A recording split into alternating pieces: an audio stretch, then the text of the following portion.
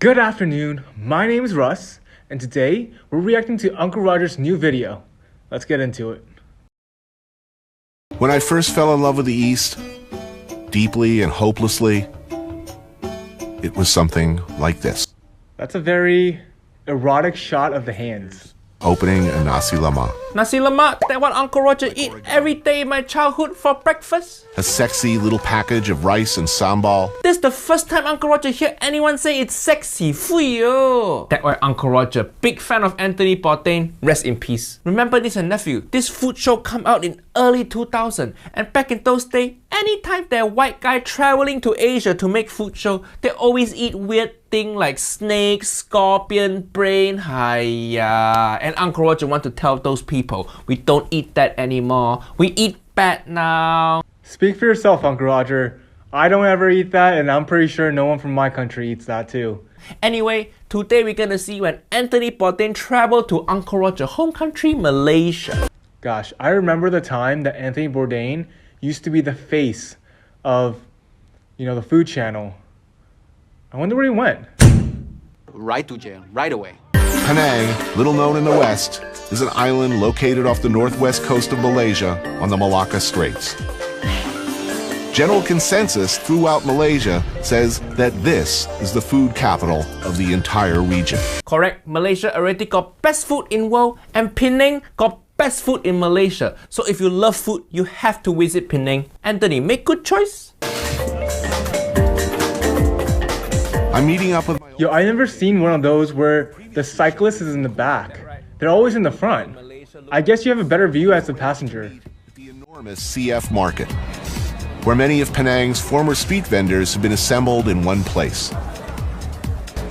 This is what a food court should be and could be. What? No, don't compare our hawker center like this to food court. This way better. Hawker center is like food court on crack. Listen, have you ever been to food court? It always so depressing. It always in some basement of some mall. No window, no fresh air. Sure, they serve food, but go into any food court, there's no smell of food, there's no atmosphere, nothing. But go anywhere in Asia, go to any hawker store like this, they're gonna be bright lights, smell of food, sound of cooking.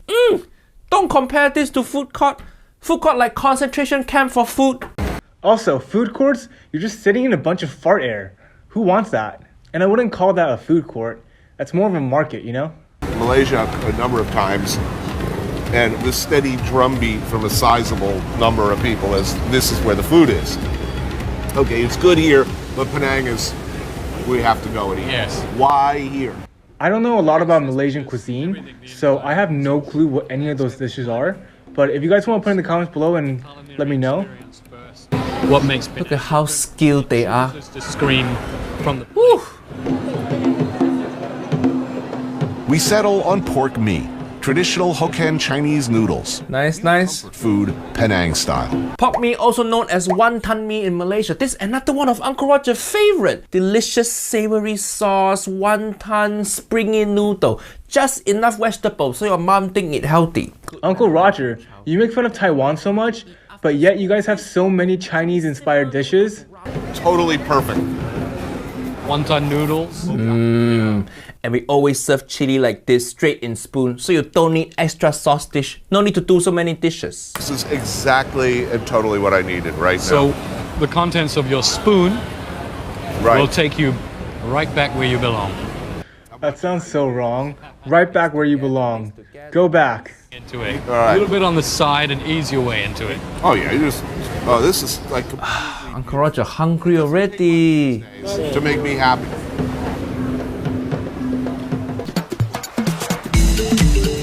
What is this 90s rave music? I forgot, Food Channel didn't have good music until Guy Fieri came along. I gotta have laksa. Laksa, It's nice. everything I love in one bowl.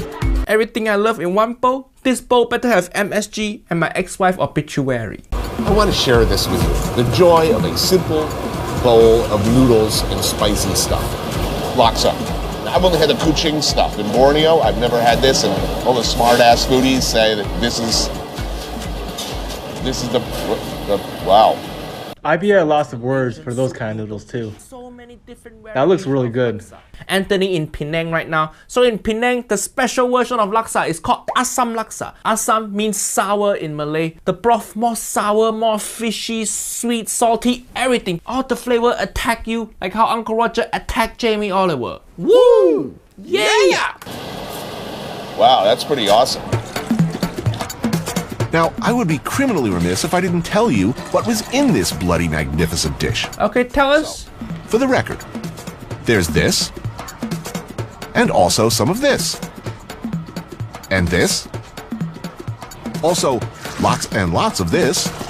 Dude, I think I can have my own show. That's so easy to narrate. You just cannot have too much of this. Oh no. What the hell? Did I mention these? No. That too. And that's all it is.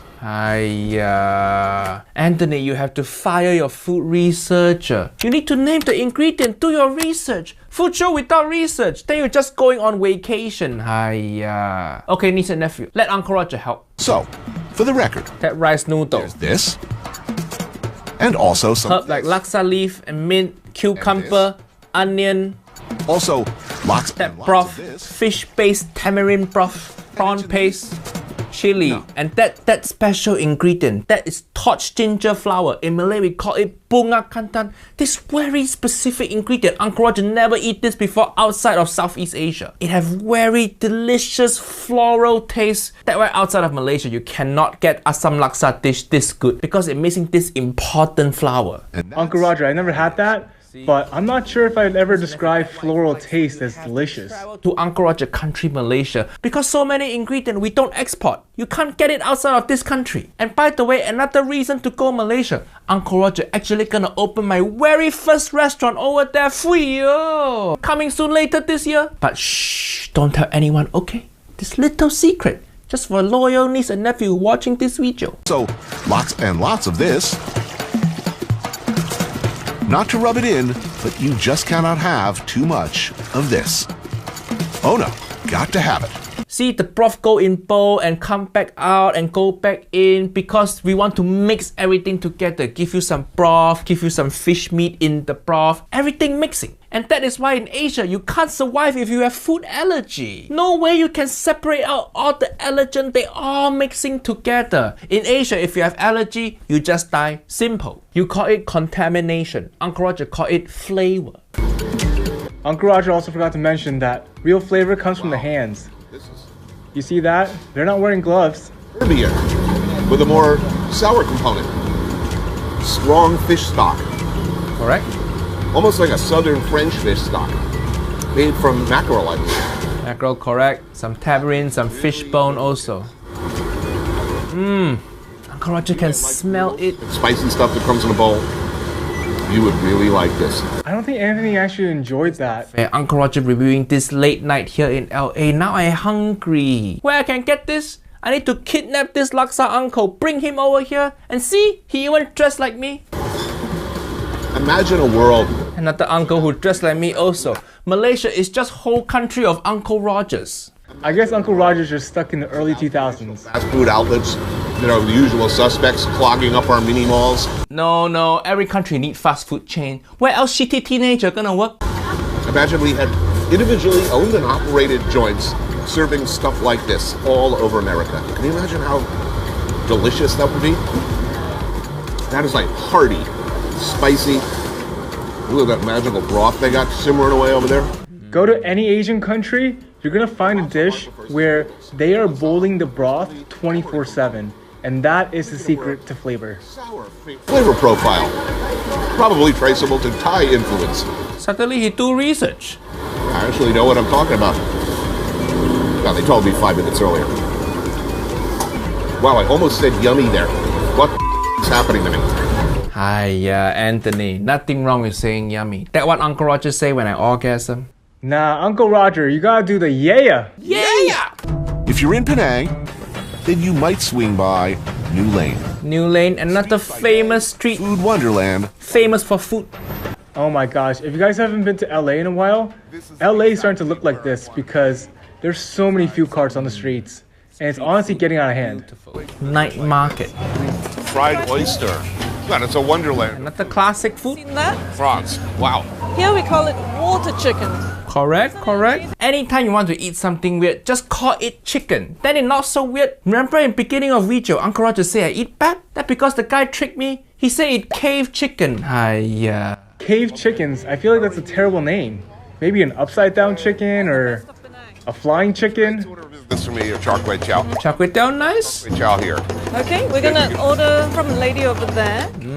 Char kway teow is food Penang most known for. It's our version of pad thai. And Thai niece and nephew, Uncle Roger love you, but char kway teow better. I wonder how that could be better than pad thai.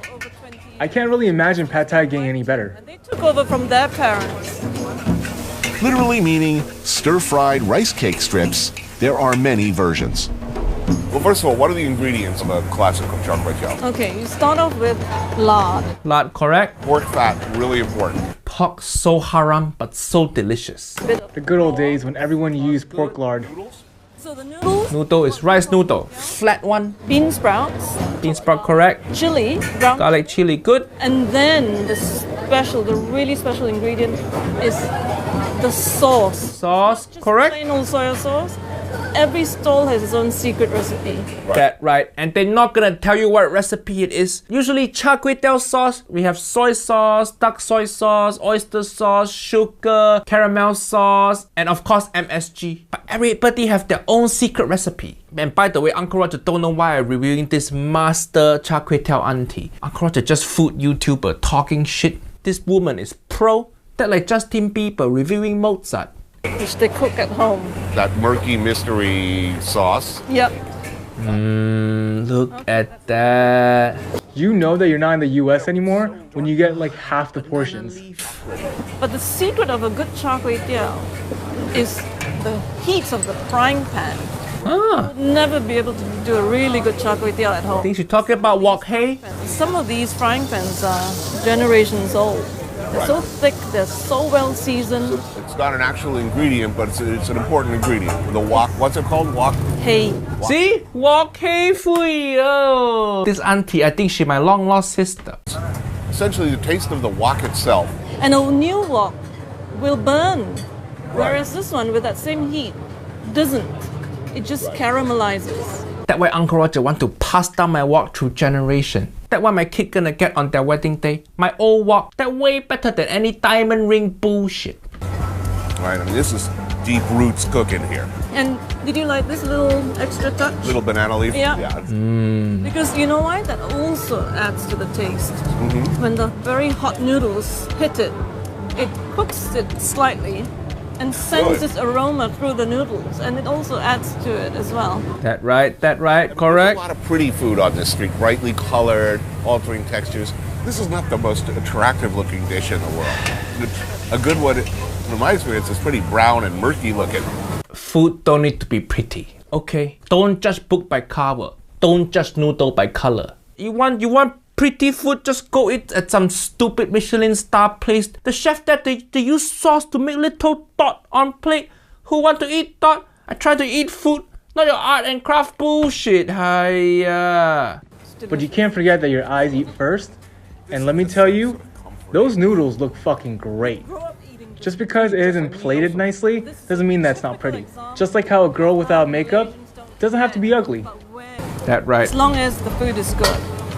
I mean, we sit by the roadside, by drains, you know, stray dogs and cats wandering around, petrol fumes, Yeah, mixed with the chili and lard. not a problem for me. It's not a problem for us, That's, sure. This auntie know what she talking about. Our food's so good, you're gonna eat at side of street. Noise, pollution, traffic, nobody care. You just enjoy. We like that atmosphere, we like that noise. Go to any fancy white people restaurant. It's too stressful, it's too quiet. It's so serious. Too many white tablecloth, every table look like ghosts. I don't know. I think I've crossed a line somewhere because this is exactly the environment I like to eat. We love our food, don't we? Also, I'm a big fan of sitting on these things. The classic plastic chair, stackable, very space efficient. All you need is chair. Fancy restaurant, all their chair got like arm, got seat back. Hiya, who that for? People with weak spine, is it? Uncle Roger very sad that I will never get to meet Anthony Bourdain. Uncle Roger like to think if we meet in real life, we will get along because Anthony loves authenticity, humble food, and talking shit about Jamie Oliver, just like me. Wait, is this actually his quote? Because I didn't know Jamie Oliver was that old. Rest in peace, Uncle Tony. Damn, Uncle Roger bringing back one of the legends from the dead. We love to see it. If you guys want me to review older Uncle Roger videos, put it in the comments below. That's all I have for today, so if you guys like this video, you guys know what to do. Hit the thumbs up, subscribe, and I'll see you guys next time.